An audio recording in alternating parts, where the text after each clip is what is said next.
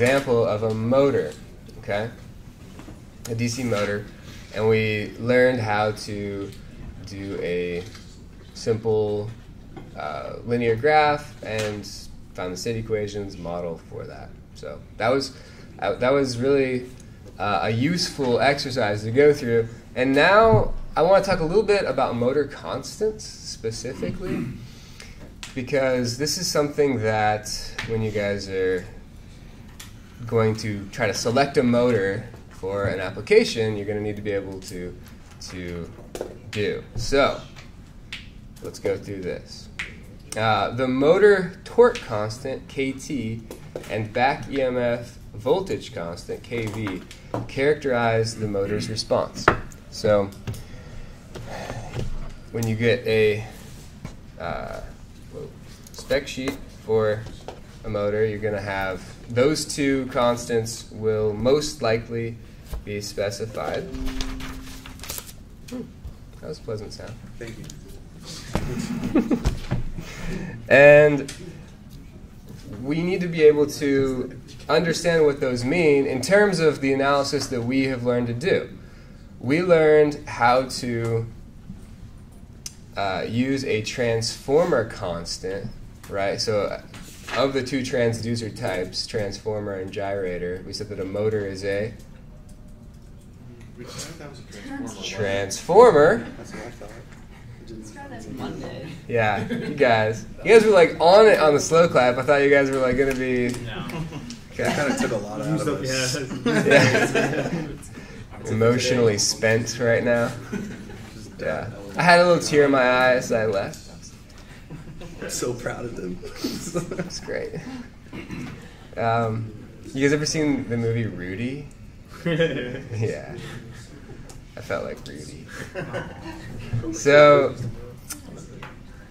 we need to be able to understand how to take those torque and back EMF constants, KT and KV, and turn them into a transformer ratio, right? That was what we said we would, well, that's what we needed to do when we looked at it. Last time I gave you the transformer ratio, but looking it up in the spec sheet, you're going to see KT and KV, and we need to know how to turn that into our transformer ratio, okay? That's what this little set of notes is about.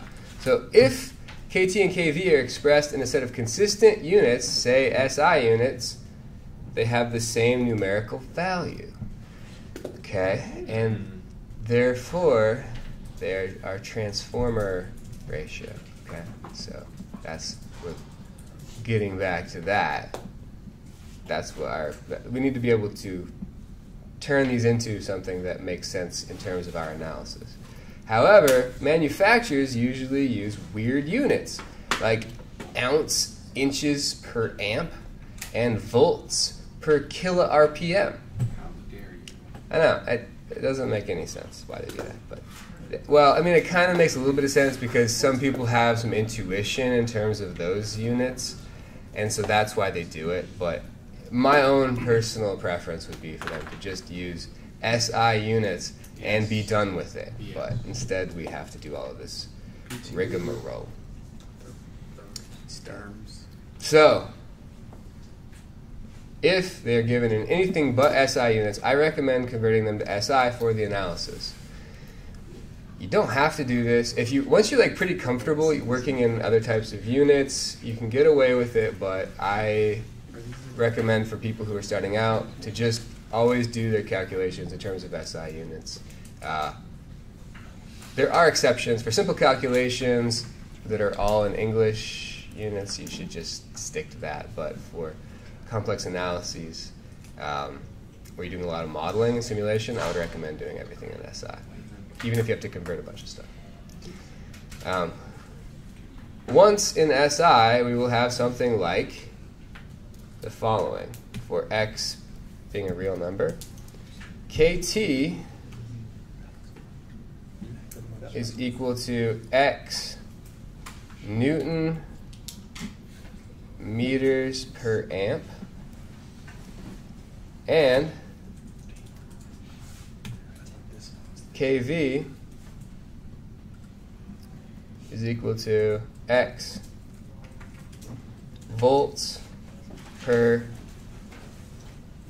radian per second. So these are going to have the same numerical value. Okay? And that is something that I don't even know that a lot of people are really aware of that, because most people will work in those original units, and I personally don't really like them. So if we're given either KT or KV, the unknown constant can be found in SI units by converting the known constant to SI.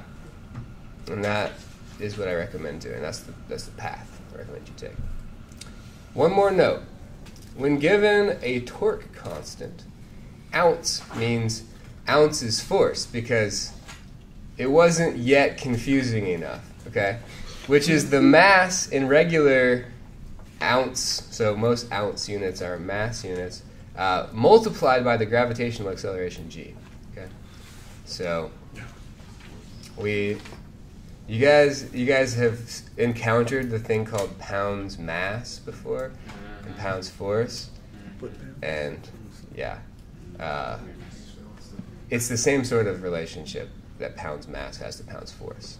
Okay, ounce mass is related to ounce force in the same way.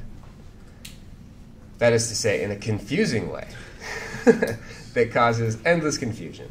So, anyways, that is that. And you just have to get used to this. I mean, there's just no changing how these manufacturers do things. They're just going to keep doing it. So, I don't know. I really don't. I think that there's just so much inertia. Just send them an email. Just ask them why. Just why? Why? Why? One word email. Why? I'll send them this video on YouTube. Pourquoi? All right. Pourquoi?